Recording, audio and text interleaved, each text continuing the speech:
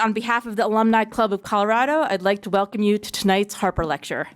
I graduated from the college in 1998, and I'm so glad that all of you are able to join us for this opportunity to dive into some UChicago scholarship and also have a chance to relax and socialize.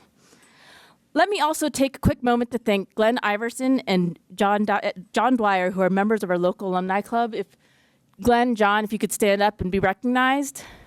Come on. Glenn is our communications chair, and he is the one who puts out all the newsletters as well as other miscellaneous tasks. And John is our programming chair, and he's the one who organizes all the events or oversees the organization. And now I am pleased to introduce Ethan Bueno de Mesquita.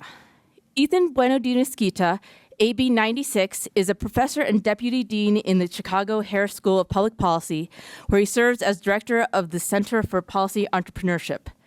His research focuses on terrorism, insurgency, rebellion, and other forms of asymmetric conflict and has been funded by the National Science Foundation, the Office of Naval Research, and the United States Institute of Peace.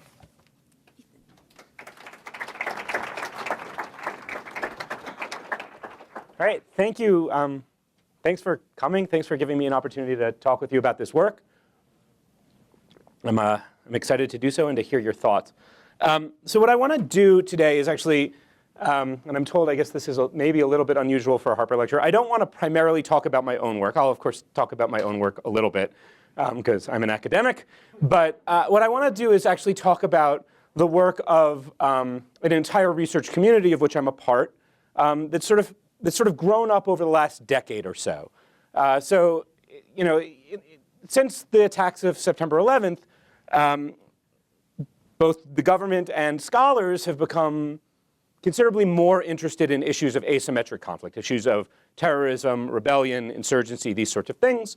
I think this topic, you know, given current events, is sort of self-motivating, right? Where currently the newspaper is filled with, you know, talks of atrocities by groups like Boko Haram or ISIL. It's, you know, civil wars and other kinds of rebellions in places like Syria.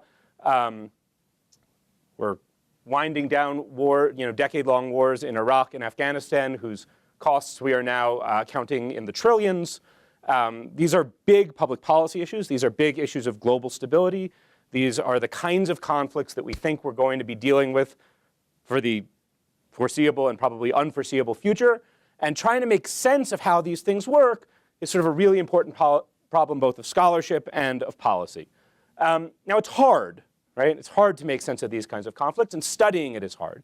But this sort of new scholarly approach has grown up in the last decade, influenced very heavily, I would say, by the approach taken by development economists over the last 20 or 30 years, which involves trying to, instead of just think about grand theory or compare the entire globe to each other, trying to dig down in both a very careful theoretical way and a very careful empirical way into specific conflicts, to collect really fine-grained micro-level data, to try and tease out causal relationships, even when doing so is very hard, trying to be sensitive to how hard that is, and be serious about what we can and can't say about these things.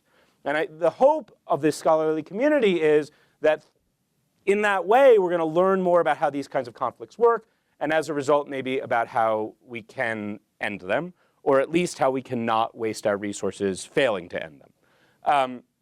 So I want to talk about that work, just little bits of it, work that I particularly admire, that I think is particularly interesting, and that I think illuminates some of what's going on in this community. So that's sort of my goal. So let me start. I started by, I motivated a little bit already, right, by pointing out that there's a lot of conflicts. These things are really important. We're spending a lot of money on it. A lot of people are suffering as a result. Let me give you one other piece of motivation beyond those things about the ways in which these conflicts matter. Okay? So they matter, of course, because they cost lives. They matter, of course, because they destabilize governments. They matter because they cost a lot of money. But the sort of effects of internal conflict on a country are deeper than that and long-lasting. They are not just economic. They sort of affect the whole makeup of a society. And so I just want to show you one little piece of evidence about that from a recent study by a couple Israeli economists. So they were interested in ways in which experiencing terrorist violence affects social cohesion in the Israeli-Palestinian conflict. And so these are data that they collected and this will also give you a sense a little bit of how creative people are being about the kind of data that one can access to try and answer these questions. These are data that they collected from small claims court in Israel. Okay, so these are the outcomes of trials in small claims courts. These are small claims courts like we have small claims courts. Small disputes over a few $1,000s, little issues. Okay, and what they've got here is two different kinds of plaintiffs, right? They have Jewish plaintiffs and Arab plaintiffs, and they have two different kinds of judges. They have Jewish judges and Arab judges, okay? And what they want you to see on this picture, right, is this is the frequency with which the claim is won by the plaintiff, okay? What they want you to see is Jewish plaintiffs win more or less the same frequency when they have a Jewish judge or an Arab judge. Those are not distinguishable statistically, right? And also Arab plaintiffs win their cases with essentially equal probability whether they have a Jewish judge or an Arab judge, right? So it doesn't look like there's discrimination at the judge level going on inside these courts. Now, these are the data for all the small claims courts, okay, in months in which there was not a fatal terrorist attack in a 5-mile radius of the court building. Right? And those are the data for the months in which there was a terrorist attack within a 5-mile radius of the court building. Right? And what they want you to see is it looks like when you experience, this is a setting, right? The beautiful thing about this study is this is a setting in which this has nothing to do with the Israeli-Palestinian conflict, what's going on in these courts. These are things like you built a fence on the wrong side of the property line and you got to move it kind of things, right? These have nothing to do with the Arab-Israeli conflict, and nonetheless, the experience of violence creates this break in social cohesion that we see here, right? And looks like it leads to discriminatory outcomes, where Jewish judges are much more favorable to Jewish plaintiffs than Arab judges, and Arab judges are much more favorable to Arab plaintiffs than Jewish plaintiffs. Right? So this is just sort of another bit of evidence to suggest to you that what's going on when these violent conflicts happen is not just the things we immediately see, right? Loss of money, loss of life, those are big deals, right? But real erosion of social cohesion in society. And these are the kind of effects that can be felt for a very long time, even after we rebuild whatever infrastructure was destroyed. Okay, so here's what I want to talk about today. I want to talk about how do we think about preventing or ending political violence, and in particular, I want to talk about two areas in which there's been significant research that I think has gotten us a long way past what we knew prior to 9/11. Okay, so the first thing I want to talk about is some work trying to understand the relationship between poverty and conflict, or the economy and conflict more generally. Okay? And then the second thing I want to talk about is some work trying to evaluate, inside actual conflicts, the effect of various kinds of interventions that governments try to reduce violence or end violence. Okay? I'm going to take those in turn. So I'm going to start by spending some time on poverty and conflict, or the economy and conflict, and then we'll go on to counterinsurgency and counterterrorism strategies. So here's a quote from President Bush after 9/11 in which he says, right, we fight against poverty because hope is an answer to terror. And President Obama repeats very similar kind of tropes, that we have this thought that people engage in acts of violence that we find hard to comprehend because their lives are miserable, right? And that if we could make their lives less miserable, this would in important ways maybe be a way of reducing violence. Now, let's start by asking, how might we assess whether or not that's true? It sounds right, but it might or might not be true, and we might want to have some evidence before we spend a lot of money on it, right? Okay, so let's start by noticing that, in fact, if you just think like a theorist, somebody who's trying to think about what are the mechanisms by which violence is generated, right? So I'm a theorist, and the good thing about being a theorist is you can always come up with a story. So here's just 4.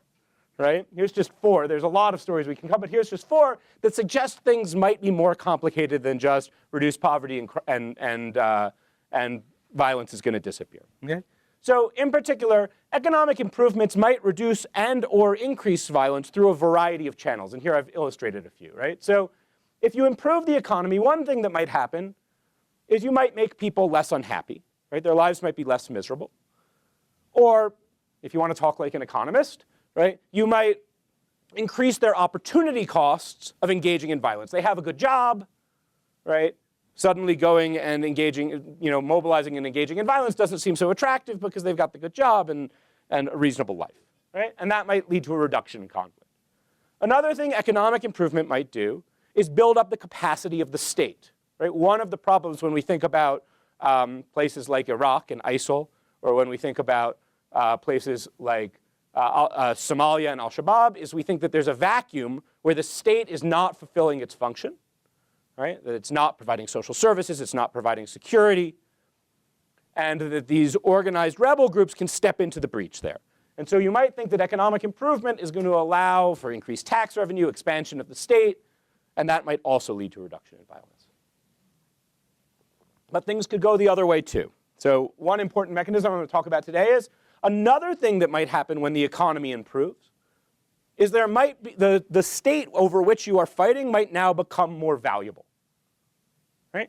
So you're fighting to control this thing.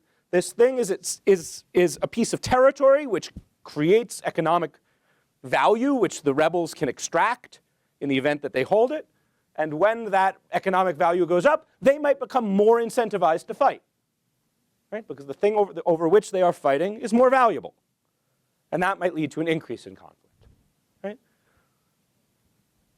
Economic improvements might also directly lead to an increase in resources which the rebels can use, right? Exactly analogous to this, it leads to an increase in resources for the state, can also lead to an increase in resources for the rebels. So the mechanisms can pull in lots of directions, and those are just four. We could come up with, I'm sure you've already come up with more. So it's not so obvious how it should work. So we want to bring some data to the question. Okay? So the first thing you might do, if you're interested in knowing whether or not economic improvements in fact reduce conflict, is simply do some comparing. Right? Look at a bunch of countries that have different economies and see how they differ in terms of violence. And that is, in fact, the first thing people did when they started studying this question. And the answer is, indeed, poorer countries have more conflict. Okay? Now, that's not a terribly convincing piece of evidence. Right? That's not a terribly convincing piece of evidence for lots of reasons. Right? For sure, I hope if there's Harris students in the audience, you already have 5 or 6, or I'm going to go back to Chicago and yell at some of my colleagues. Right? But there's lots of things which are different about poor and rich countries. One thing, right, that might be true is that rather than poverty causing conflict, maybe conflict causes poverty. Right? In fact, we started by talking about that. Right? You have lots of conflict going on in your country. You destroy infrastructure. You destroy human capital. Right? You make it unattractive for companies to invest there. All sorts of things about conflict or the anticipation of conflict might lead to poverty. So a correlation, right, between poverty and conflict doesn't constitute terribly convincing evidence that poverty causes conflict. And we can come up with lots of other stories too. Right? Maybe there's other third things that cause both of them.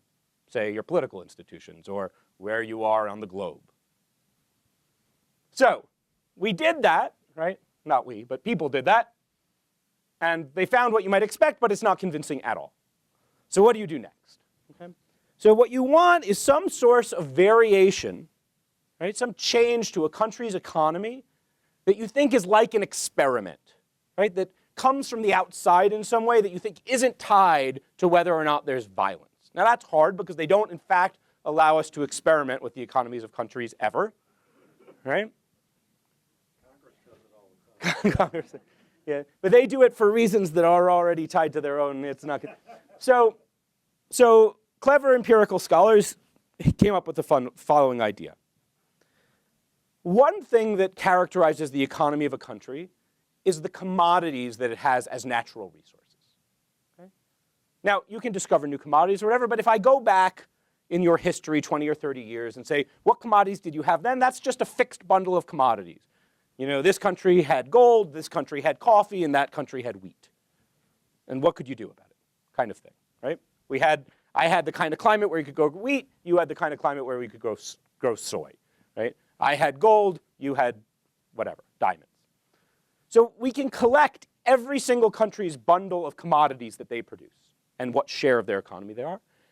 And then we can say, look, for almost all commodities and almost all countries, their level of production doesn't affect the world price, right? That's not true for everyone. Saudi Arabia's production of oil affects the world price of oil. But for most countries and most commodities, they're small relative to the world market. So we can say, look, you've got your fixed bundle of commodities, and the world price of the commodity moves around in a way which is independent of your behavior, more or less. And so we can use changes to world prices of your particular commodity bundle as a source of change in your economy, which is not about things that are going on inside your country, but it's about things that are going on outside your country and in the formation of the globe. Right? You had some minerals, other people had other minerals, and then the value of those minerals moved around for reasons having nothing to do with you. So now we've got a source of variation in your economy, right, which is not a function of whether or not you have violence. Right? And that's as close as the kind of people who study conflict get to having an experiment. It's not like if there's scientists in the room, it's not an experiment, but it's as close as we get, right? And you got to grant us our wiggle room. So if you do that study, what you find is that shocks to a value of a country's commodity bundle seem to have no relationship to conflict. Okay? Which, if you're the kind of person who thought they were building their career on making the case that, ending poverty is a way to end violence, is a disappointing finding, because it suggests that there's not a relationship there, right, when we have some quasi-experimental or natural experimental variation. But let me suggest to you that could also be misleading.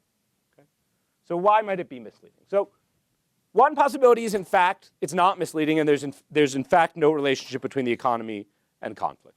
But another possibility is that things are more subtle than that. The answer in conflict is always things are more subtle than that, right? So another possibility is that, in fact, there's lots of effects, as we saw through that picture, of the economy on conflict, right? And when we aggregate up a country just into its whole commodity bundle and how much violence does it have, we're masking all those effects. They're zeroing each other out in the aggregation, right? So maybe different commodities work through different of these mechanisms. Maybe different commodities affect different areas of a country differently, affect different kinds of violence differently. And when we just average, some of them are going up, some of them are going down when the economy gets better, and it looks like a zero. So let me show you one example of how that works in a particular conflict that shows the ways in which digging into a conflict in a really micro level can reveal sort of subtle relationships that this kind of looking across the globe, averaging everything is going to miss. Right?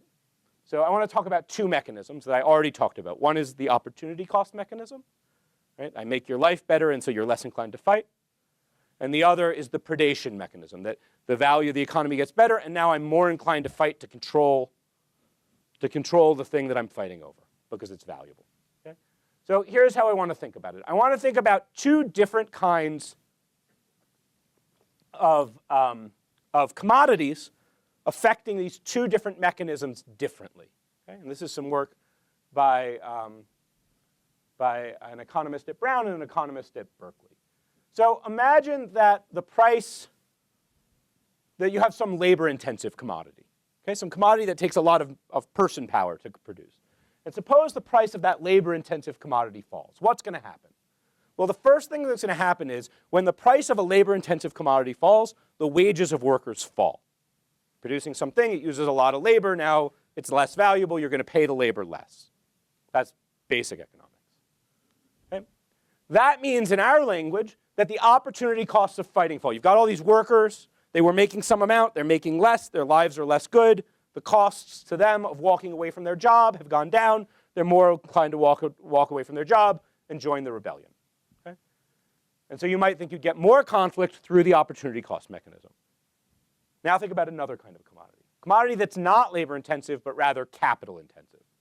So it's not going to have a change in the price is not going to have a big effect on wages. But it is going to have effect on the value of the prize over which we're fighting. So imagine that the price of a capital-intensive good falls. Wages don't care, could change, but there's now much less revenue in that capital-intensive sector of the economy, right? Predation incentives diminish, and you might get a diminution in conflict, right? Now, the kind of argument I want to make to you about that when you aggregate things disappear is exactly this. Suppose a country has this kind of commodity and this kind of commodity, and what we observe is the price of their commodities fall. So both are falling. One's leading to more conflict, one's leading to less conflict. We might find a zero in the data, Not because nothing's happening, but because so much is happening. And let me show you that that's in fact what's going on. Okay? So we're going to talk about a study by a political scientist at NYU, Angela Dubé, and an economist in Colombia, Juan Vargas, who are interested in the Colombian conflict, the conflict between the FARC rebels, which is a left-wing / narco rebellion, and the Colombian government. It's been a very long and very violent rebellion. So the interesting thing about Colombia for the purposes of this kind of argument is that the Colombian economy is characterized really by three major commodities: coffee, oil, and cocaine. Okay? We're going to ignore cocaine for now, right? And I just want to talk to you about coffee and oil. So coffee and oil are really beautiful for this kind of distinction because coffee is a very labor-intensive commodity and oil is a very capital-intensive commodity. Okay? So they really are sort of highlighting these two possible mechanisms. So what these guys do is they say, like, look, we can take the entire country of Colombia. We can divide up at the municipal level, so at the level of like a county. Think of it as a county in the United States. For each municipality, we can figure out, are you how oil intensive are you and how coffee intensive are you? Okay? And then we can say, as the world price of coffee changes, right, so that wages should be going down for people who work in the coffee industry, does violence change in those coffee intensive places relative to all the other places? Right? So now we've got the mechanism going on, and we've also got kind of a control group, right? We've got all the places that didn't have coffee, so weren't affected by the price shock. But if anything else is changing about the conflict, we're going to capture it with those places. And we've got the places that do have coffee, who are affected by the coffee shock, and we can compare the change. Right? And that's going to tell us about the effect of a coffee shock, a labor-intensive shock, on violence. And we can do the same thing for oil in oil-intensive places versus non-oil intensive. So these are the data they're using. This is just the world price of coffee. And what you can see is in 1997, there's this peak, and then a rundown through the late 90s and into the early 2000s. Okay? I'm not going to show you any like tables or anything. I'm just going to show you some pictures. But here we have the comparison. The dark line here is violence in rebel violence in coffee-producing municipalities. The dashed line is rebel violence in non-coffee producing municipalities. And what you see is, prior to that rundown, they're kind of tracking each other, as we might expect. And then we get the rundown, right? So we have 1997, we have that price, and we have the rundown from there, and they come apart, right? And in particular, violence in the coffee-producing places goes up relative to violence in the non-coffee-producing places, suggesting this kind of opportunity cost mechanism. And indeed, you can go in and study wages, and what you'll find is wages went down here and didn't go down here. Right? So you have this shock to coffee prices. Places that happen to be endowed with coffee get lower wages and more violence relative to places that weren't endowed with coffee. We can do the same thing with oil, where in 1998 we have this sort of run-up in oil, starting in 1998, this run-up in oil prices. Now, remember, coffee and oil should work in opposite directions. But we had a price decline in coffee and we have a price increase in oil. So we're going to expect them to work in the same direction. And that's what we see here. In oil, right? This is again, they're tracking each other. They come apart in 1998, where oil-producing municipalities have more violence than non-oil producing. So, right, so the idea here is you have these two commodities. One affects opportunity costs. The other affects predation. And they work in opposite directions. And so were you to study an aggregate shock to the entire value of the Colombian economy, you might find no effect, because one's pulling in one direction, one's pulling in the other. But in fact, there's things going on that we can understand through these mechanisms. Right? The economy seems to matter a lot, just in a sufficiently subtle way that we miss it when we try and be too broad and macro in our study. Right? It's only by thinking about these mechanisms and digging into the conflict that we can uncover it. If you're interested, I'm happy to tell you about some of the ways in which the predation mechanism plays out in Colombia. It plays out through a few mechanisms, one of which is kidnapping for extortion, another of which is demanding protection money from oil companies, a third of which is drilling directly into the oil pipelines. All right, let me tell you a little more about the economy and violence. So this is from some work on poverty and suicide terrorism. This is some of this is going to be work that I did. So, but let me start with some data that was collected by Alan Kruger, an economist at Princeton, or at the time he was. Now he's a government official. So here's the stark fact that Kruger wants you to see in these data. These are data on the education of suicide bombing operatives from the Palestinian, from Hezbollah and Hamas, and this is the population in the occupied territories in general. Okay, and what they want you to see, which is quite striking, right, is that suicide bombers are much more educated than the population from which they are drawn. Okay? They also have higher incomes before their attacks. It's an unfair comparison after. Okay, so what Kruger and his co-authors want you to conclude from these data, okay, is that it cannot be the case that poverty or lack of education is the cause of becoming a terrorist, right? Because the terrorists are neither poor nor ill-educated, right? So I want to suggest that's not right. Prima facie, that's what these data look like, but I want to suggest to you that's not right. Okay? So why is that not right? Well, so here's a politically incorrect quotation from a Hamas leader from an interview done by Scott Atran, who's an anthropologist at the University of Michigan. And what he's saying here, I won't read the politically incorrect quote out loud, but what he's saying here is we're not looking for poor and ill-educated operatives. We're looking for the best, right? So let's think about that for a second. Terrorist organizations, as it turns out, are organizations. And like any organization, right, they are looking for, let's call them employees, right, who are as good as they can get.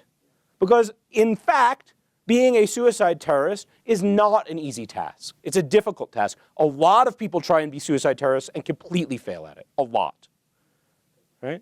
So if you're running a terrorist organization, you're an employer who's going to screen applicants for quality, right? Because you're running an organization. In the case of the Israeli-Palestinian conflict, there's lots of dimensions of skill that might matter for being an operative. And the key thing is those dimensions of skill might also be dimensions of skill that are relevant for the labor market. People who are more educated or better able to get better jobs may in fact also make better terrorist operatives. Why? Well, they may be better decision makers, right? They may be better able to think on their feet. In the case of this particular conflict, they may speak Hebrew, right? Which turns out to be important if what you want to do is get from the occupied territories into the Israeli mainland. Yeah? There may be all sorts of ways in which your ability in the labor market, your education, your income, and your ability as a terrorist operative, and therefore your attractiveness to the terrorist organization, are positively correlated. And if that's true, right, if that's true, then even if poverty and despair and lack of education lead people to want to become terrorists, we will not observe a lot of poor and ill-educated terrorists because the terrorist organizations will screen them out. Okay? So you can imagine a model just like the one we've already been talking about, where the economy gets worse, opportunity costs decrease, the pool of recruits gets better and of bigger and better and higher quality. The terrorist organization screens out the best recruits. So when we look at Kruger's data, we don't observe a lot of poor and ill-educated people, but nonetheless, changes to the economy affect the pool of recruits, affect the size of terrorist organizations, and affect their efficacy. That story is totally plausible once you realize that terrorist organizations screen their recruits. Now, so is Kruger's story, right? All I've told you is a theory. I'm a theorist, right? So he's told you a theory, which is the economy doesn't matter. That's consistent with his data. And I've told you a story. The economy does matter, but there's screening. That's also consistent with his data. So if we wanted to adjudicate between those two stories, right, we'd want more data that helped us adjudicate between them. I'm telling you this story so you know there's more data coming. And I'm telling you this story so you know that the data that's coming is supportive of my story. Okay? So here's the data. This is work by some Israeli economists. And what they find is two things. In a research design that's very similar to the Columbia one, they again get very micro-level data about education of the operatives, but also the economic state by subsections of the Palestinian occupied territories. Okay? And what they find is, first of all, indeed it looks like highly educated operatives are more effective, and the terrorist organizations know it. Okay? So highly educated operatives are 60% more likely to be assigned to difficult targets. So a difficult target in this context is a city inside Israel as opposed to a checkpoint in the territories, right? So they're assigned to targets that involve getting into Israel. Okay. And they kill 4 to 6 more people per attack. So that they are more effective, and the terrorist organizations seem to know it and give them different tasks. So that's point one of my argument, is that there is in fact this correlation between education and efficacy, and the terrorist organizations know it. Point two of the argument is, therefore, the economy could still matter even though the terrorists aren't poor and ill-educated. And so they look at changes, right, local changes to unemployment relative to other Palestinian territories. And what they find is a 1 standard deviation increase in unemployment in your region relative to other regions, right, leads to a 38% increase in the likelihood that a terrorist operative from your region has a college education. Okay? An 18% increase in the likelihood that you have prior experience at terrorist tasks, and a 20% increase in the likelihood that the attack is against a difficult target. So here again, we see an example where prima facie, the data look like maybe the economy doesn't matter. But by thinking both theoretically about sort of subtle mechanisms and then digging into the sort of at the micro level into a conflict, we see a bunch of relationships come out which are consistent with a very different story and very different policy conclusions. Okay, so summing up the stuff on the economy and violence that I've told you about, right? It looks like improving the economy increases it looks like improving the economy, right, can decrease violence through the opportunity cost mechanism, but can increase violence through the predation mechanism. And as we think about the effect, then we have to think, right, there's considerable heterogeneity across contexts. In a context in which you think the one mechanism or the other mechanism is more important, you have very different kinds of policy conclusions, right? So this doesn't suggest a pat, ending poverty is going to end violence kind of story, but rather there's multiple things going on. There's a very sort of rich relationship between the economy and violence. And in the particular context you're trying to think about, you have to think about which effect you think is going to dominate. Because it could go one way, it could go the other, depending on the kind of economic lever you're pulling on. Okay, so now we talked about counterinsurgency and counterterrorism, which is going to bring us back, in fact, to some of those same stories in a moment. So I want to talk about a few different topics with respect to counterinsurgency. The first is the challenge of engaging in counterinsurgency or counterterrorism when facing a strategic adversary, right? This is a kind of policy environment in which the adversary is constantly adapting, and you have to think about that as you think about interventions. And then I want to talk about using the economic levers as a counterinsurgency tactic and talk about some specific programs that have been tried in places like Iraq and the Philippines. And then I want to talk about civilian casualties a little bit, and I'll end with that, a cheery topic. All right, so let me start by talking about strategic adversaries. Okay, so this is my ridiculous picture. It's my one ridiculous picture in the talk. Wasn't sure how to explain this without the ridiculous picture. So let's imagine that we have a terrorist with a pitchfork, okay?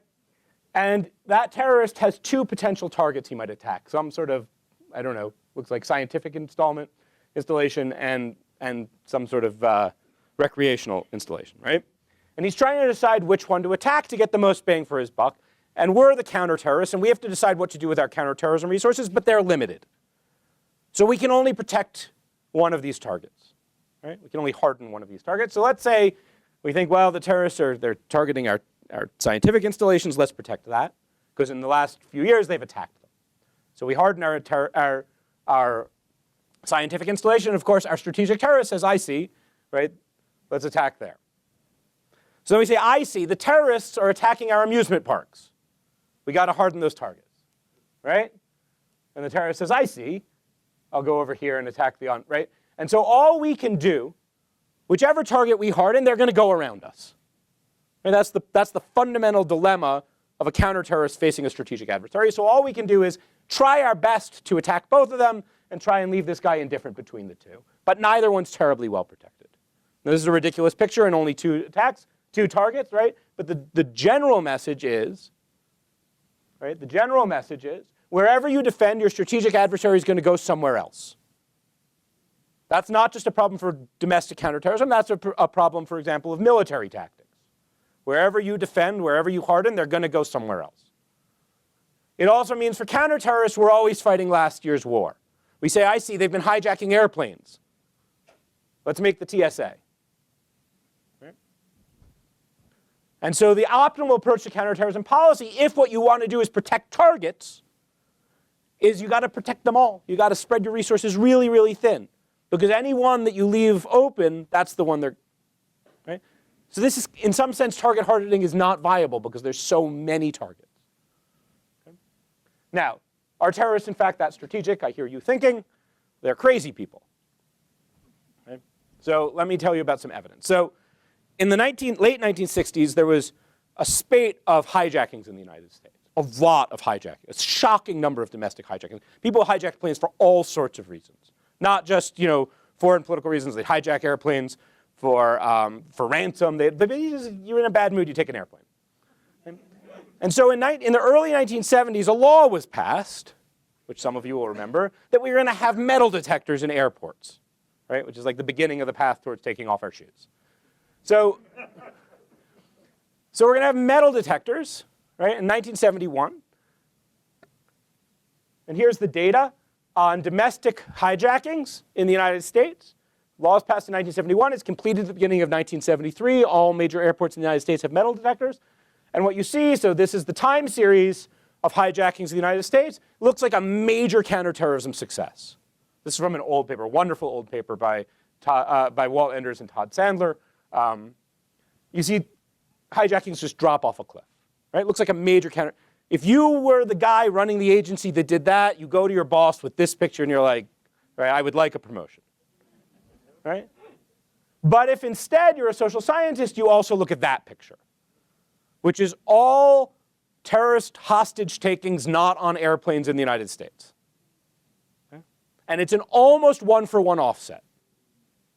Now, that doesn't mean that this program didn't work, right? This may be a much more desirable set of attacks than these. We may much rather these kinds of hostage takings than hijacking airplanes. That may be. Maybe the hijacking airplanes is qualitatively worse than all other kinds of hostage takings. And so this may have been very good policy. But it is not as good policy as suggested by this picture, right? Because the terrorists adapted. The reason this fell off is not that the terrorists disappeared, it's that they went somewhere else besides airplanes. Show you another example of that kind of strategic adaptation. Okay. This is by some work by Melissa Dell, who's an economist at the Harvard Economics Department. So she's interested in the Mexican drug trafficking organizations. So as you know, there's been a huge explosion of violence in Mexico over the last number of years, right? Mexico was in fact as or more violent than Afghanistan in 2010, 2011. It was a very, very violent place, tens of thousands of people killed, right? As a result of the drug war. And the basic story people tell about what led to this massive increase in the drug war, the proximate cause at least, was a change in policy of the Mexican government when the PRI, the previously ruling party, was replaced by the PAN. The PRI had what was sort of an accommodationist approach to the drug trafficking organizations. You do your thing and leave the rest to us, and we won't bother you too much, right? And the PAN came into power with a very very anti-narco agenda. They were going to take the fight to the drug trafficking organization. I should say, since we're talking about the Mexican drug war, that in fact the Mexican drug war in its entirety is a story of past strategic adaptation, which is that in the 1970s and 1980s, we shut down the drug transshipment routes from Colombia through the Caribbean into Miami, right? And that is what created the Mexican drug trafficking organizations, because in fact drugs did not stop flowing to the United States. They just stopped flowing through Florida. Okay, so the first thing that this study is interested in is that political story right? Is what happened that you brought the change in policy led to this run-up in violence. And so the way that she's going to study that's a very hard question to answer. And the way she's going to study it is, again, in this very micro way. Say, let's look at cities that got pan-mayors versus pre-mayors. And so there was, in cities that got pan-mayors, you got more of this kind of enforcement action. Now, that alone, again, you should be thinking won't work. Because cities that got pan-mayors may be different than cities that got pre-mayors in all sorts of ways. Pan is the party that came to power. Pre is the party that ruled Mexico for most of its post-war history. Mayors from the Pan party. Mayors. Yes. And so the idea is your city gets a mayor who's friendly to this anti-narco policy, and so there can be enforcement actions in your city more easily than another city. Okay? Now those cities may be different for lots of reasons. For example, maybe you elect a Pan mayor because your city already has a lot of drug trafficking organization activity. Right? So we can't just do that comparison. She has the following clever idea. This is a very clever idea. Let's think about cities that had really, really, really close elections, like 49.5 to 50.5, right? And the argument is, in cities like that, it was basically random who won. Right? In a really close election, what determines who wins is, there was a traffic jam in this neighborhood and not that neighborhood, so the people from this neighborhood turned out and the people from that kind of thing. There was rain over here, but not over there. In really close elections, it's like a flip of a coin. But some of those flips go pan and some of those flips go pre. But those cities, because they were so close, they're not the kind of, very different cities. They're very similar cities. Okay? So she's going to compare cities that just got pan mayors versus just got pre-mayors as, again, one of these kind of, it's not a real experiment if you're a chemist, but it's like, it's the kind of experiment that we get. Okay? So that's what she's going to do. So on the running axis here, on the x-axis, we have the margin of victory. So right there is an exactly dead heat election. Here is drug violence, and what she wants you to see is if you just barely didn't get a pan mayor, you have much less drug violence than if you just barely did get a pan mayor. Right? So cities that just got a pan mayor have a lot more violence. And that's not true. This is that same comparison, but after the election happens, but before the new mayor comes to power, or before the election. So it only happens once the policy changes. Show you that as a way of sort of confirming it's really the change in mayor. It's also not true for any kind of violence other than drug violence. So again, these cities really are comparable, but they change policies on drugs and they change drug violence. Now, why am I telling you that? I was telling you about strategic adaptation. I'm telling you that because if you're a drug trafficking organization and having a pan mayor is bad for you because they're going to do more enforcement, you want to avoid those cities.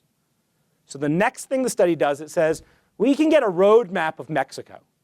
And we can use various traffic engineering techniques that I don't understand to figure out if I were transshipping marijuana from here to the nearest point of entry in the United States, what city would I go through? And then we can say, suppose I was going from here. We know this is a cultivation point. We know that's a crossing to the United States. And my optimal route's here, but that city got a pan mayor. What's the best route around? And it's that. Okay? And we can do all of that with traffic engineering from that road network map. Okay? And then you can say, well, is there in fact evidence that the drug trafficking organizations went around? And the answer is yes. And the evidence is that even though enforcement doesn't change here, they didn't change the party of their mayor, interdiction of marijuana on this route skyrockets after this city gets a pan mayor. But interdiction of this is just a marijuana cultivation point. It's not, say, a cocaine transshipment point. Interdiction of cocaine doesn't change here. So it's not changing enforcement here. It's that lots more drugs are going through here than used to be. So again, we see these drug trafficking organizations understanding that the politics are changing policy and avoiding it. Okay, so that's strategic adaptation. Let me talk about using the economy as a counterinsurgency tactic. Okay, so I'm going to talk about two conflicts which illustrate the various mechanisms we've been talking about. So the first is a program that was run in Iraq. And it's a program called SERP. SERP was a fairly small development project. What's interesting about SERP is that it was run by local military commanders. Okay, so it's money that can be used by, say, a battalion commander, right, like a local lieutenant colonel, to say, this town that I own, right, that's in my area of operation that I'm responsible for, needs a well. Right? And I need $50,000, I need $100,000 to get this thing built. Right? So people are interested in SERP because it's part of this sort of American view now of counterinsurgency that really local knowledge is essential, that that local commander knows that these guys need a well, not a school, but some bureaucrat, right, in Baghdad doesn't.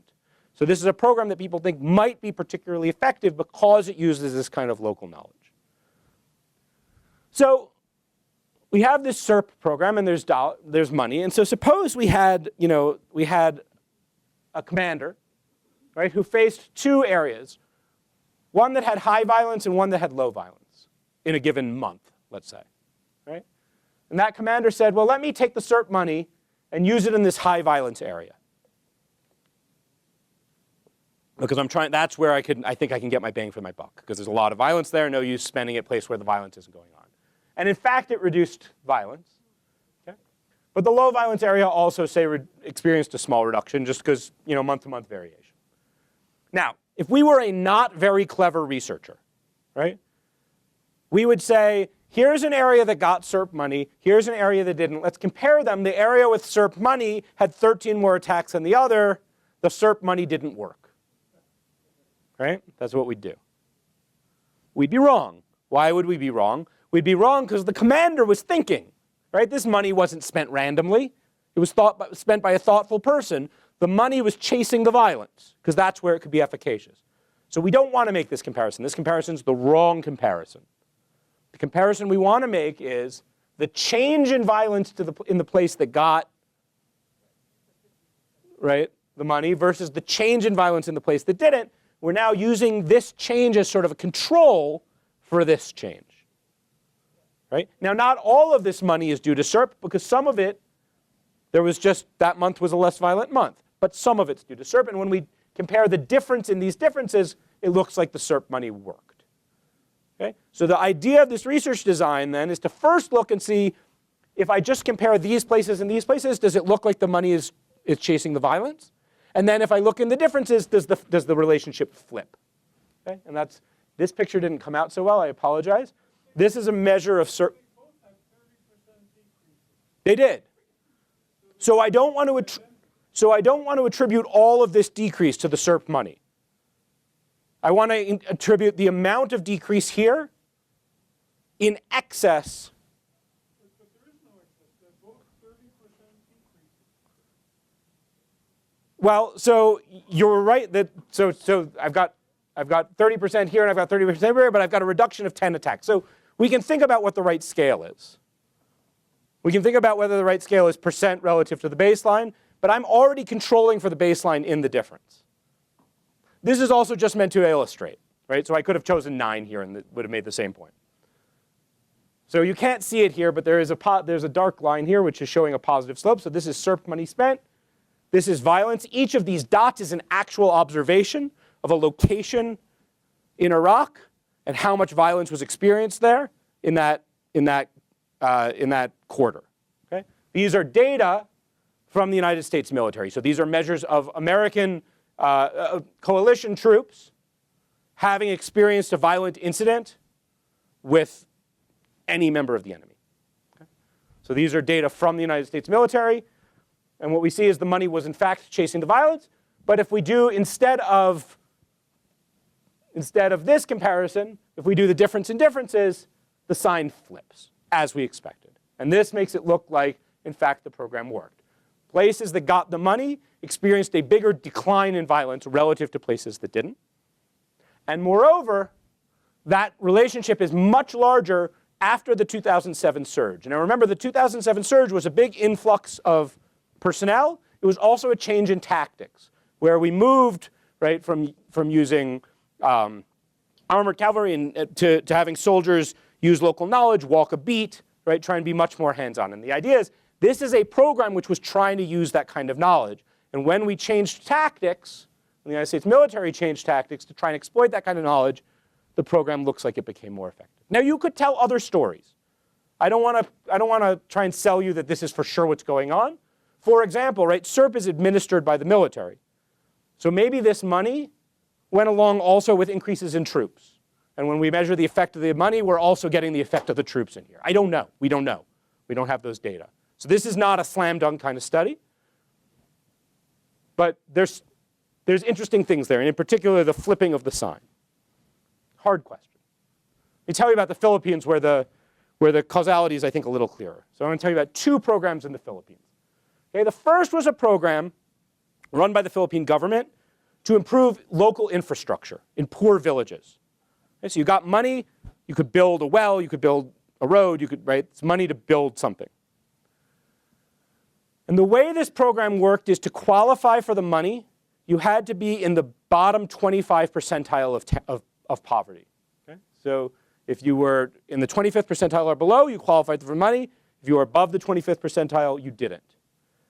So again, really poor villages and wealthy villages, very different in lots of ways. But right around that 25% threshold, we again have this kind of natural experiment we search for. Right? So a town that was the 26th percentile versus a town that was the 24th, that's just luck. They're not very different. That's tiny amounts of money. But one qualifies for the money and the other doesn't. So we can compare violence in those, so there's lots of violence going on in the Philippines. I should tell you that in particular this is, there's both separatist and Islamist violence going on at this time in the Philippines, very violent conflicts. And so we're going to study those insurgencies. And we're going to look at towns just above and just below that 25% threshold, yeah, before and after the program got implemented. And the idea is after the program got implemented, those towns just below the threshold suddenly get the money, and the towns just above it don't. Right? But otherwise, we should expect them to be the same. Okay? So that's the idea. You got this money. It randomly goes to one of these 2 towns, and we're going to compare this town to this town, which are otherwise very similar. Okay? Here are the data. So again, each of these dots is an actual observation of a town, a measure of violence. This is time. The program is implemented here. The dark dots are towns that turn out to be eligible, that are just below the 25th percentile. The white dots are towns that turn out not to be eligible, so they're just above the 25th percentile. Right? These are their averages. And what you see is prior to the program, these towns are the same amount of violence. After the program, right after the program is implemented, the money goes into the village, there's construction equipment, there's money to build infrastructure. Violence skyrockets in the towns that got the money. And it lasts a couple years. We think this is evidence of the predation mechanism. We think what's going on is you bring in equipment, you bring in money, you build things of value, and a clever insurgent says to themselves, should I attack town 1 or town 2? Let's go to town 2. They've got stuff to steal. Okay? So this looks like a failed project, at least in the short run. We don't know about the long run, right? But at least in the short run. I'll tell you about a second program, which is a conditional cash transfer program. A conditional cash transfer program, this is run by the World Bank.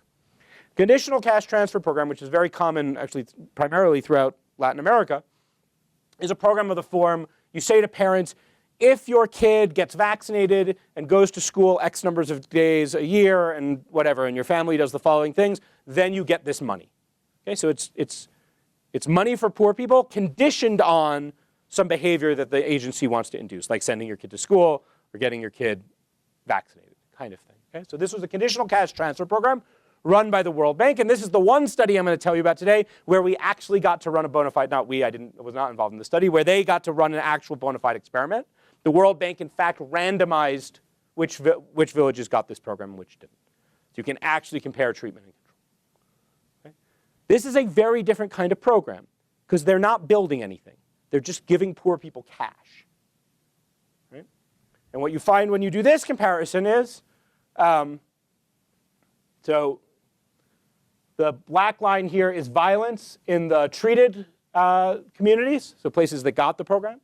The dotted line is places that didn't. You can see they're very similar up to the program. Here's the program. They come apart. Violence goes down in the treated places. Exactly the opposite of the other program. Exactly the opposite. So again, we have this kind of, now we have this money which doesn't affect predation because there's nothing to steal, but it does affect opportunity costs. You're giving poor people cash. if they behave in certain ways. And you get the exact opposite effect of a program which gives poor villages infrastructure. Okay, so again, you get these kind of subtle relationships. It's not getting rid of poverty always works or always doesn't work. Rather, it's certain kinds of economic interventions look like they work, and other kinds look like they backfire. Right? You got to think about what mechanism you're pulling on, what lever you're pulling on. So you're saying if you build a school, violence goes up. If you pay villagers to better their lives, violence goes down. Yes. I mean, if you give them direct money. Now, let me just say, these are short-run effects. And what we don't know, you might want to know, how about in 10 years if you built that school? We don't know. Also, I mean, most of your analyses appear to be bivariate and other that's one thing compared to another thing. Have you ever done a multivariate thing that would account for? Well, so let me say two things. I mean, I'm only showing you pictures. The analyses are, in fact, much more sophisticated. Although in this case, this is an actual bona fide experiment. Right? Now, we still can control for things, but we randomized, and not we, they randomized, and the randomization means if the randomization works, that you don't have to control for things, right? Because you randomized. Right? Now, here, right, the randomization, so that's right. And in fact, I mean, I'm only showing you the headline version, right? But in these studies, of course, you do lots of careful things to see whether or not the treated and the untreated villages are different or not in ways that might matter. You try and control for things to improve the efficiency of what you're doing. So I'm showing you sort of the bare bones pictures. These are not the final analyses. These are the sort of illustrations of the idea. So let me just say one quick thing about, well, actually, how am I doing on time? All right, let me say one quick thing about what happens when you engage in counterinsurgency kind of violence that has consequences for civilians. Let me just tell you about, there again could be lots of mechanisms, right? These kinds of crackdowns could deter conflict. They could decrease rebel capacity. Those could reduce conflict.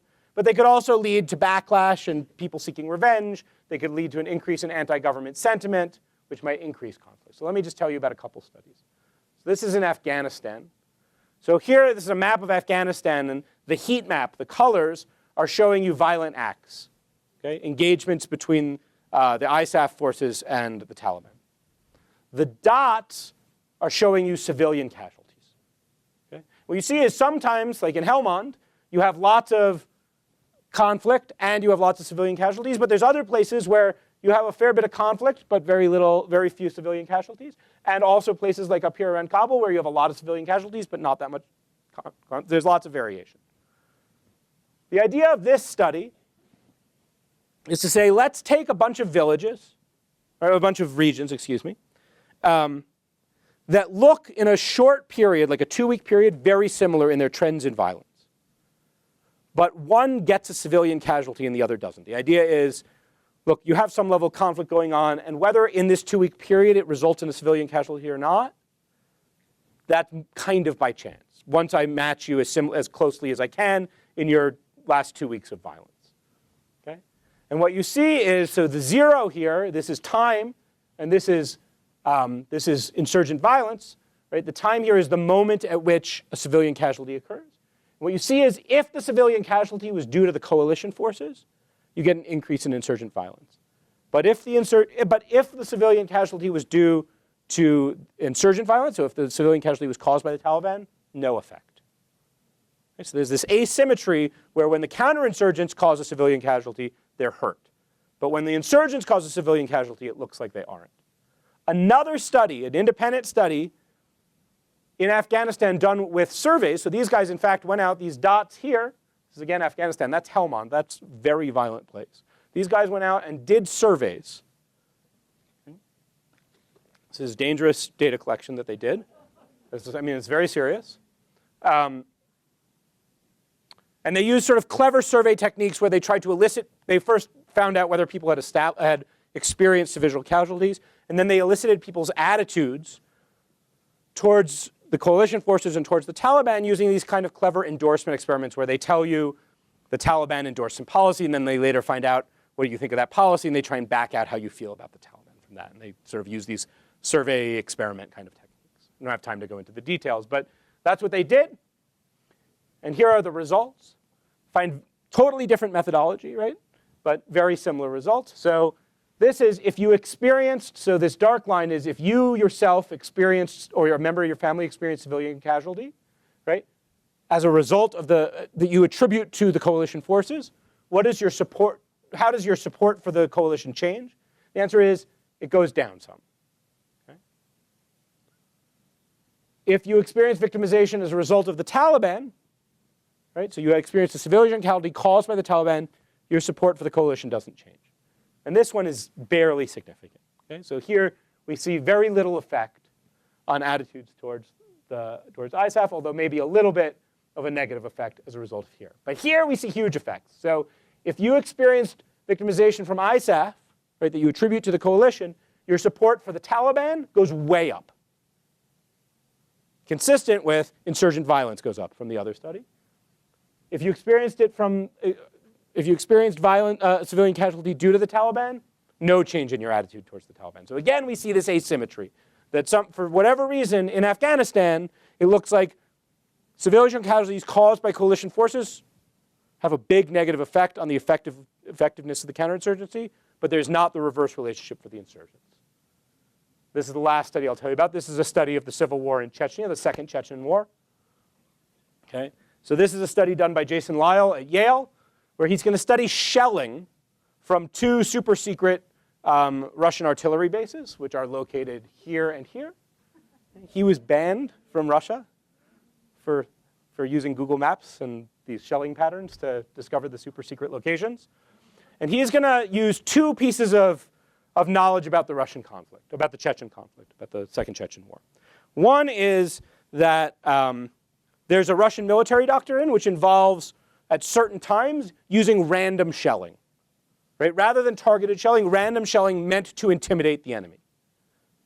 Okay? The second is, he talks about in the paper, there are dates on which these bases are resupplied, and among their resupplies are their vodka ration.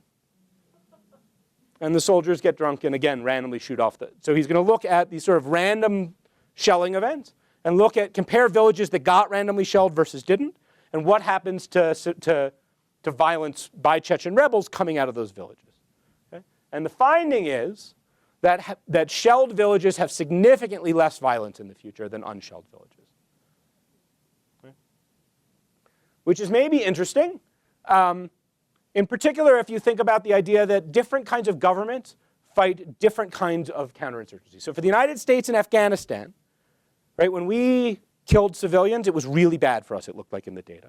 Right? Now, we're fighting this kind of Petraeus doctrine, hearts and minds counterinsurgency, where we're trying to convince local populations that we have their interests at heart, that we can provide security for them, that they should trust us. Rather, when you kill them by accident, right, that might be a disaster. The Russians were not fighting that kind of counterinsurgency.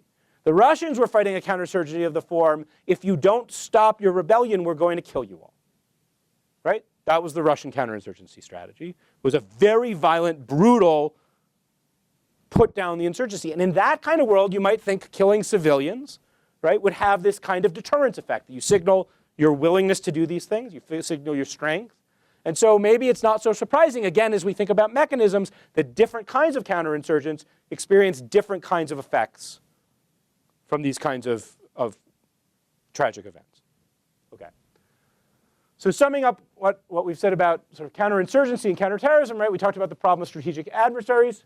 We talked about the efficacy of economic development, and we again saw this theme of the opportunity cost versus predation mechanism, and it really matters what kind of lever you're pulling on. And we talked a little bit about civilian casualties, and again, heterogeneity as a result of government strategy. So I just want to conclude by saying, what I take away from this literature, right, you've got a lot of people working really hard in very difficult environments to try and make sense of a very complicated phenomenon. And none of these studies are the final word on any of this. Right? But I think we've learned things which, without this kind of really digging in, both through mechanisms and in the micro-level data, we never could have seen. And I think there are lessons there for policymaking. There's lessons there for how we think about whether, when, and how we can prevent conflict. But there's also lessons there about humility, right? We can answer a very limited set of questions about these problems in a credible way. And even the answers we can provide are caveated a lot by heterogeneity, by these are the data we could get, these are the only conflicts we could study. It worked in Colombia. Would it be the same in the Philippines? I don't know, right? There's a lot of uncertainty here. But this is the best science has to tell us, or at least social science has to tell us about these problems. And anybody who's telling you they have a more certain answer, and it's just a matter of political or economic will, is a charlatan. And you shouldn't believe them. These are too hard questions to have pat answers. I'll stop there.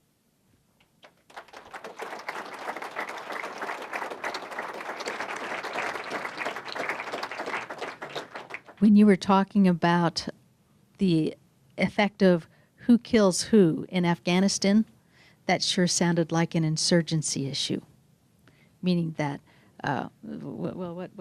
occupation issue, that the forces that were occupying and imposing their will are taken more negatively than the forces within the country that are doing damage. Yeah, I mean, so it might be, of course we don't know, right? So it is for sure, it looks in the data like there's this asymmetric relationship. Is that because the coalition is viewed as an occupying force? That's a possibility. There's other possibilities, though, which is, for example, a lot of these civilian casualties happen in places that are controlled by the Taliban. And so maybe, right, your attitude, in a world in which your security depends on the Taliban not thinking of you as an enemy, you simply don't change your views on the Taliban in response to anything, right? And so if you were to think about US counterinsurgency doctrine, you might say, yeah, well, US counterinsurgency doctrine is all about first go in and secure, right? It's first provide these civilians with the sense that, in fact, if they come out in opposition to the Taliban, if they aid the counterinsurgents, if they don't support or provide logistical help for the Taliban, they'll still be secure. Then the asymmetry would go away, and that's also a plausible story, and we don't know. In one way, this is a little depressing because I was thinking, well, could we learn something from conflicts where the violence died down, like Northern Ireland? But if it's really so dependent on micro-level factors, maybe there's nothing we can learn from Northern Ireland to apply to other places. So let me say a couple things about that. I think it's an interesting question. So we want to be careful. I think there are things we can learn from Northern Ireland, or at least from comparing Northern Ireland to other places. Here's what we don't want to do.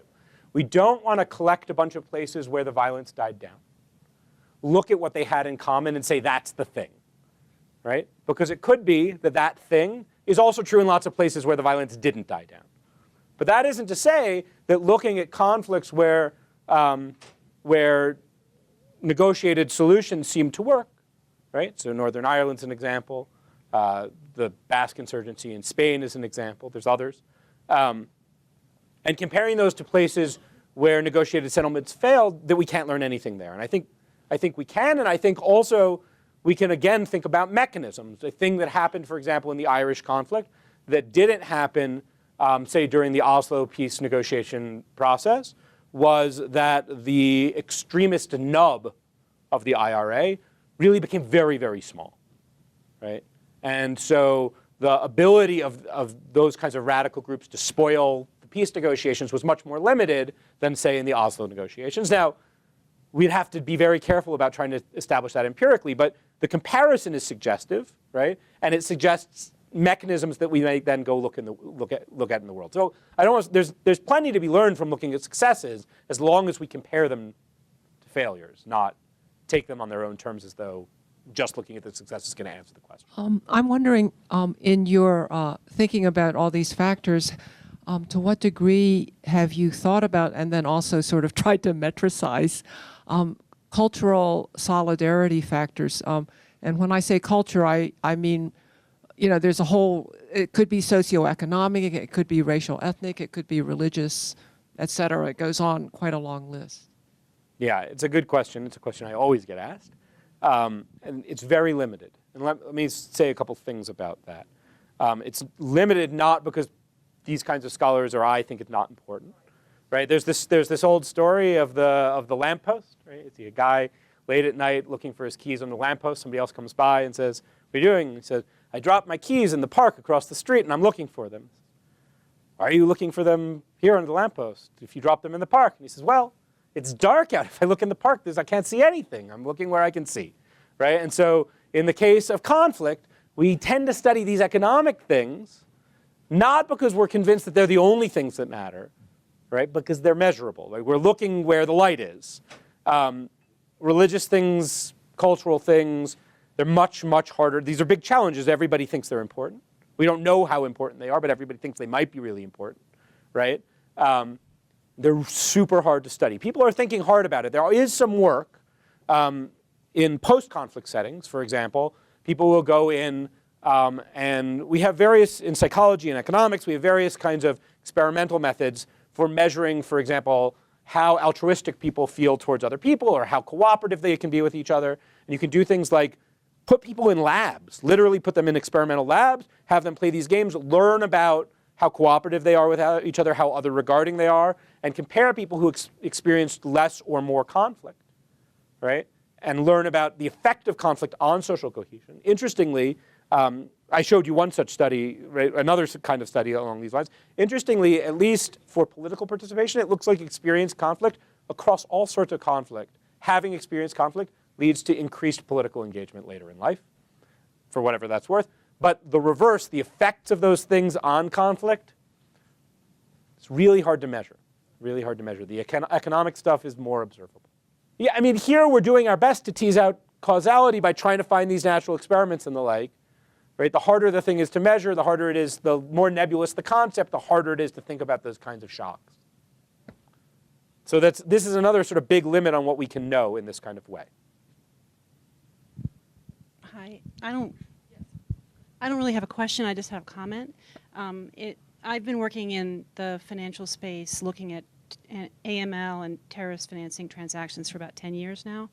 And all I wanted to say is it's unfortunate that you don't have access to that data except in the aggregate, because it completely supports not only the sophistication argument, which it's incredibly sophisticated how the trade routes are changing.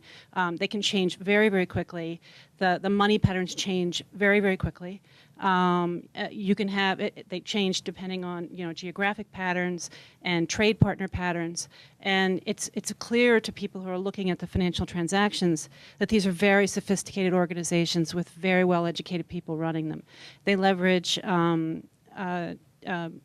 technology very effectively, and as quickly as it comes out, it's being used very effectively to support their organization. So I just wanted to let you know, it'd be unfortunate that the data is not available, but it does exist and it does support what you're saying. Thanks. I mean, the sophistication on lots of dimensions, we see it now with ISIL or with Boko Haram, with social media and the like. We also have, so Jake Shapiro at Princeton has a book and a couple of papers looking at documents that were recovered off a laptop from Al-Qaeda in Iraq, right? And in those documents, you can see an incredibly sophisticated bureaucracy with accounting, with cost reports, with all sorts of. You can in fact see back and forth emails complaining about you only reimbursed me this much for my plane flight, but it cost it all sorts of. The Iraqis are getting reimbursed more than the Algerians. Why should that be? And all sorts of bureaucratization. Interesting thing. I mean, these are sophisticated organizations. First, thank you so much for your time. You touched on suicide bombers, and economists like to talk about people as rational decision makers. How do you construct a world in which a suicide bomber is making a rational decision, and then what do you do about that, maybe within the context of the Israeli-Palestinian conflict? So, okay, I'm very sympathetic to the rational approach to the world. I'm a game theorist by training. So let me say it's not hard to construct a rational account, right? So all rational means in this lingo is purposive, that I have goals and I try to act efficaciously to pursue them, right? And so it's not hard to provide an account of a person which would lead them to engage in an act of suicide violence, which was rational, right? This could be about, you should certainly tell an easy story about I have children and family and whatever, and I want to make the world better for them, and I care about that more than my own life, and I'm willing to give up my life to try and achieve that. Now, that's not the whole story, right? And the rational story is not the whole story, right? So it is certainly the case if you look at the way suicide bombing operations happen, they happen inside these tight-knit groups, right? Where there's a lot of social cohesion, where where there's a lot of internal pressure now not to let down, in exactly the same way that we talk about small army units, that there's loyalty to the people who you're working with and you're willing to give up your life for them. So the rational account, the rational account is simply not the whole account, and it's certainly not the whole account at that kind of ground level, right? But it's a useful abstraction for getting at what some of the levers are. And I think that's all I want to commit to, is not that there's not important psychological things, that there's not important cultural things that we're missing in a sort of very stark rational account. There for sure are. But the very stark rational account is very clarifying for getting these kind of, for making you think about the fact that terrorist organizations screen, for making you think about the fact that labor-intensive and capital-intensive things work differently. And so it should be thought of more as a thought experiment which clarifies your thinking and makes you dive into the data in interesting ways, rather than as anybody believes it as the complete account, because nobody's, right? We've all got more souls than that when we step away from our papers. But it is clarifying to get some handle on what some of the levers might be. And I think that's as far as I want to push it. Ethan, thank you very much for the presentation this evening. It was great. I think I would like to take you off your topic a little bit here for us to talk about you as a game theorist. I thought we were going to talk about the great books. part of it. But I just want you to give me your perspective on, I'm sure you watched the Super Bowl with, that's the big one right now, with Pete Carroll making that particular decision. And from the game theorist perspective, often, it will be the most optimal call to make at that time. So I would like to get your perspective on that as well, from a game theorist perspective. Great. I already answered this question. Sort of. So let me just say that I'm obviously a Bears fan, and whether or not the Patriots or the Seahawks win the World Series, it's all a disaster, so it doesn't matter. But that said, there's two possibilities. Okay? One possibility is that, in fact, if you're the Seahawks and you have the Seahawks offense, no matter what the Patriots do, you can score a touchdown in three tries by running. And if that's the case, then he just made a horrible mistake. What are you going to do? But maybe the situation is more like the terrorist choosing which thing to attack, right? Maybe it is. And in that world, right, if the Patriots can stop you, even with the greatest running back in the game, by putting all the giant guys right in the middle, right, then you've got to go around them, right? Either by doing a run around or by throwing the ball sometimes. And then the game theorist says the equilibrium of that game involves sometimes most of the time the Patriots stack the middle, but sometimes they play a different defense, and most of the time the Seahawks run up the middle, but every once in a while they got it, right? So it's just like the terrorists and the attack. It's exactly the same problem. It's exactly the same problem. Not to make a moral equivalence between the terrorists and the football. I think you pretty effectively explained the way terrorist organizations can adapt to sort of the roadblocks that maybe the state or other organizations, it sounded to me almost like a finger in the dam type situation. And one of the other commentators or questions was sort of expressing dismay, and I feel that too, sort of depression about that sort of, that theory. I wanted to hear your description of this academic movement you've talked about in the last 10 years, sort of since 9/11. What are the steps that are taken to sort of diffuse the causes of whatever it is, as opposed to just, studying the effects and describing that when we put up a roadblock, these organizations are effective at, going around it? So let me say, all right, so right, I know this talk was advertised as thwarting terrorism, right? But I'm an academic, and that's like too much of an action word for me. So I did the science of conflict. So let me say a couple things. So these are scientific studies. They are not themselves policy, and they ought not be. It's very important to do the science independent of doing the policy. That said, I do think the science has inputs to the policy, and in particular, this community of scholars has inputs to the policy in a bunch of ways. So a lot of this work is funded by the government. The government is interested in this kind of work. The military is interested in this kind of work. The State Department is interested in this kind of work. The National Science Foundation is interested in this kind of work. So the government is interested in this kind of work, and to greater or lesser extents, lots of the people in this research tradition are interacting with the government. Some of them are in government. And I should say, I mean, actually, a non-trivial number of these studies are themselves collaborations between scholars and, say, scholar soldiers in active duty in the military. Lots of these people are doing studies and then giving various kinds of briefings. So I mean, the policy process, of course, takes lots of inputs, evidence being only one and certainly not the most important of them, right? So in my other life, I'm a political scientist. I run Harris's Center for Policy Entrepreneurship, which is all about studying how things other than policy analysis and the optimal policy affect what we get as policy through the political process. And so I don't want to be naive and say, look, we've identified these two levers, and now USAID understands that, and we're done with the predation stuff, and we're only going. That's crazy talk, right? Because the incentives come from all sorts of places in the policymaking process. But this community of scholars is pretty actively engaged in trying to reach out to the policy community. It's a little complicated because at the same time, I think these are very honest scholars who want to be humble in their claims. Like, they would all agree with this and say, look, we know the little bit of stuff we know, and we're arrogant enough to say nobody else knows more than that. But it's not that much that we know. And so there's limited things we can tell you about. Like, that policy really is probably not a good idea relative to that one. But there's lots of questions out there that a policymaker would like to know an answer to that evidence-based sort of social science has yet to figure out a way to speak to. And that's just a constraint we live with in the science that the policymakers can't live with. They got to make a decision, right?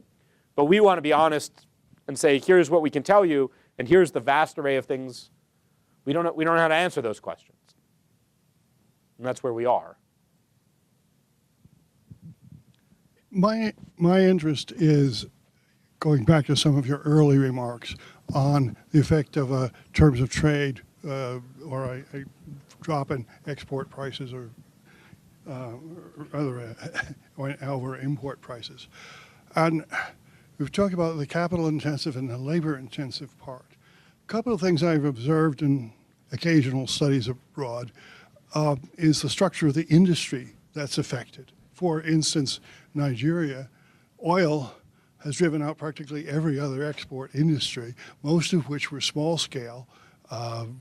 Peanuts are small scale compared to, of course, oil, which is very capital intensive. But sometimes it's in the same area. They may be same, like cotton and sugar. You wouldn't think as being different, but an increase in the price of sugar will increase concentration for some reason I don't fully understand. Sugar plantations are always large, and they have need for labor about 3 months a year. Mm-hmm. And that would give you a very different effect than, let's say, the increase in price of cotton. This happened along the coast of Peru in the 1920s. You get a shift, which is not only a shift in, it's not a shift between capital and labor intensive, it's a shift in the structure of the industry. And I wonder if people have done any studies where the structure of the industry as an effect. I know there's been some stuff on oil, the curse of oil, the Dutch disease, and mm-hmm. that kind of thing. Just wondering what's new in that field. So here are the things I know about relevant to this question. There's some work in Mexico looking at things like when there's shocks to U.S. Corn production, which affect demand in the U.S. for Mexican corn, how that changes marijuana production in Mexico, and how that changes violence. Right? So the thought is like marijuana production is related to violence in a way that corn production isn't. That seems to happen. There's lots of work on things like oil discoveries, diamond discoveries, and how, which is very similar to what I've already said. The other thing you said, which there is work on, which I think is very interesting, and I've only just recently started seeing papers about this, is this timing. That some industries have labor demands 3 months a year. And you can use seasonal variation as opposed to economic variation. You can fix my economy. These 3 months, there's opportunity cost, and the rest of the time there isn't. And you can see the cycles in violence. That you don't fight during harvest time, and you fight the rest of the time. So, Okay, we have time for one more question. All right, thanks, Ethan. This was really fascinating, thought-provoking, so thanks so much. I want to jump off on John's question, but also bring you home to the U.S. West for a question. I work on public lands in the western U.S. and specifically on climate change risk of public lands. But the other big thing going on out here with public lands is lots of issues around who has access to, preventing access to, who gets to hunt, who gets to graze, et cetera. And some of those are actually militia, and you might even say insurgent movements, sometimes blocking access or taking over access. And so, especially at the beginning of your talk, thinking about what are the economic incentives or disincentives, and I just wonder if any of this work has a connection back to militia movements in especially the western U.S. Wow. You didn't leave me with the easy question. All the others were easy, weren't they? Okay, so here's what I can say. I don't know of any work studying such movements in this tradition. That said, there is just no reason to think that those groups are different than any other group. I mean, right? So to the extent that we believe these mechanisms, we believe that they should work, right? We wouldn't be doing this if we thought that everything we learned was only to the places we can study, right? We have for this to be worthwhile, we have to believe that these mechanisms are portable. Otherwise, all we're doing really is studying what's going on in the Philippines or studying what's going on in Colombia, which is interesting, but not what we're trying to do, right? We're trying to really understand a phenomenon. So all I can say is I don't know of work on such movements, but you know, my theology is it's got a port there, right? But I don't have any evidence of that. I just believe it. Otherwise, I wouldn't be doing this kind of work. I really appreciate the opportunity to talk with you guys about this. Thanks.